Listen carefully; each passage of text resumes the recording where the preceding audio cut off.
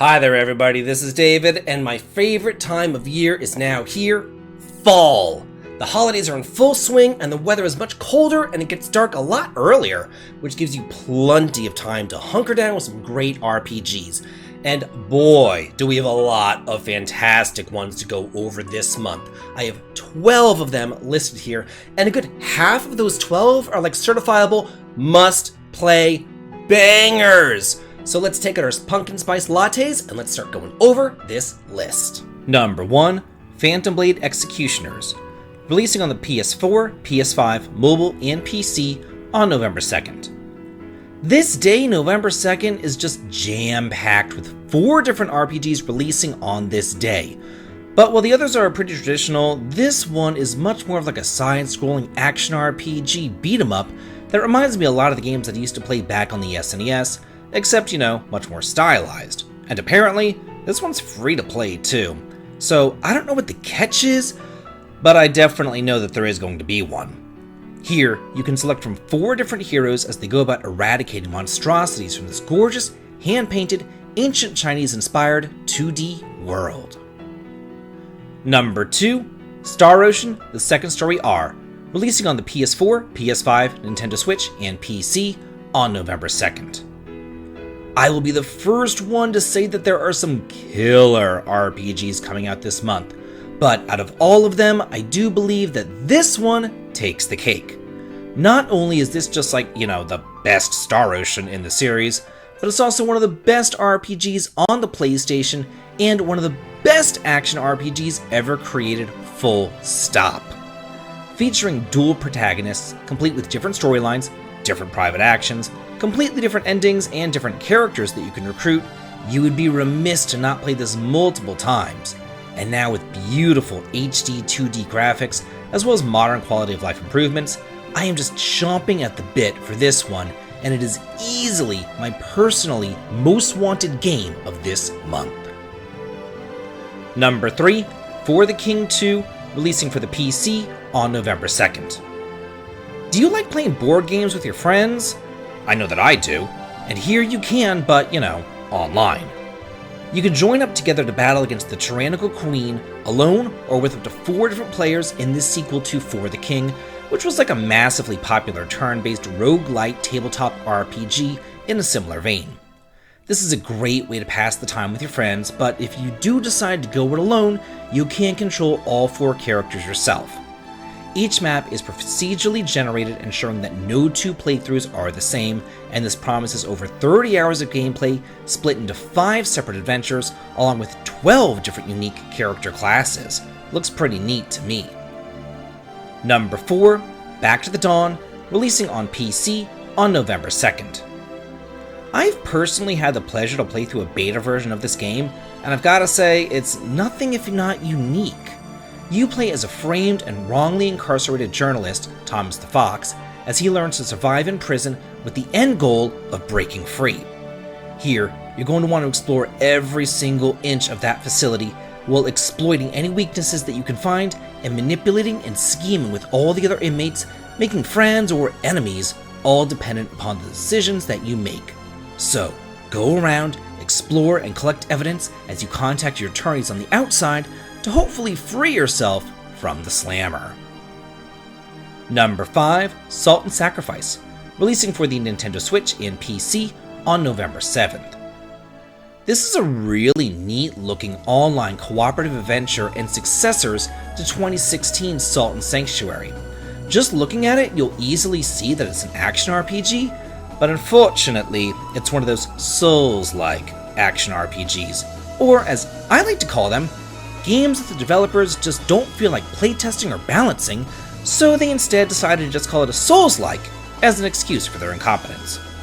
Do y'all remember Dragon Warrior 2 back on the NES? I do. There, it was balanced at first, but then it just kind of went off the deep end towards the end. Well, the creators actually admitted that they never balanced the game in the late game, so I guess in some ways, Dragon Quest could be the great granddaddy of traditional turn-based RPGs, as well as the Souls-like genre.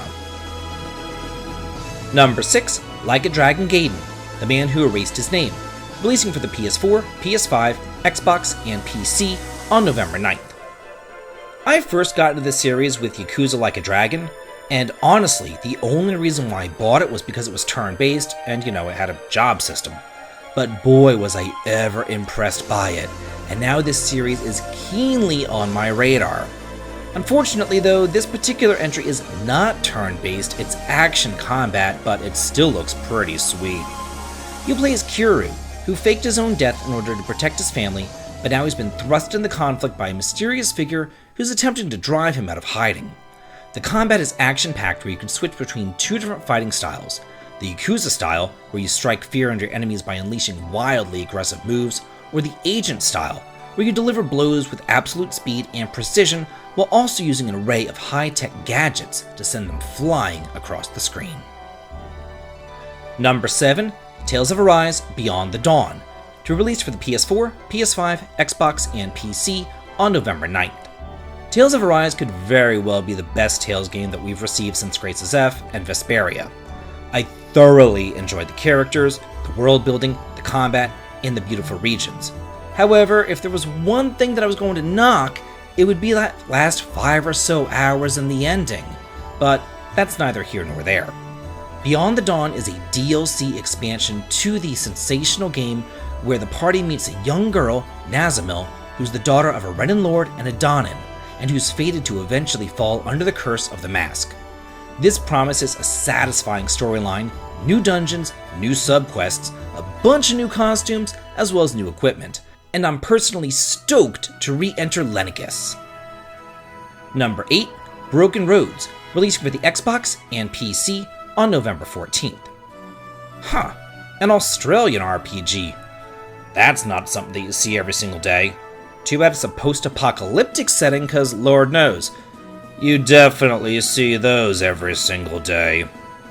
Anyway, this is a narrative-driven strategy RPG featuring turn-based combat, but personally, this kind of reminds me of something like Shadowrun, with nearly limitless character developmental options and the moral compass system, which ensures that all of your choices matter.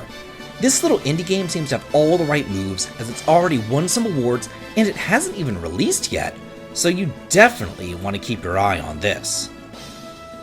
Number 9, Small Saga, releasing for the PC on November 16th.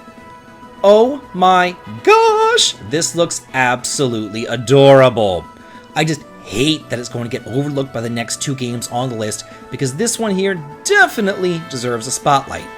Here, you'll venture below the streets of London to find a medieval kingdom of rats, mice, moles, squirrels, and shrews known as Rodentia, and the rodent's #1 cardinal rule is to never attack a god.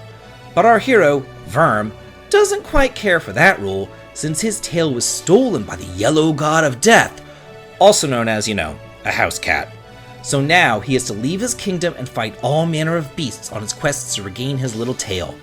This just looks so charming, I'm going to have to try it out. Number 10, Persona 5 Tactica, releasing for the PS4, PS5, Xbox, Nintendo Switch, and PC on November 17th. This is one of those big boys coming out this month, and it's a tactical turn-based RPG set in the Persona 5 universe.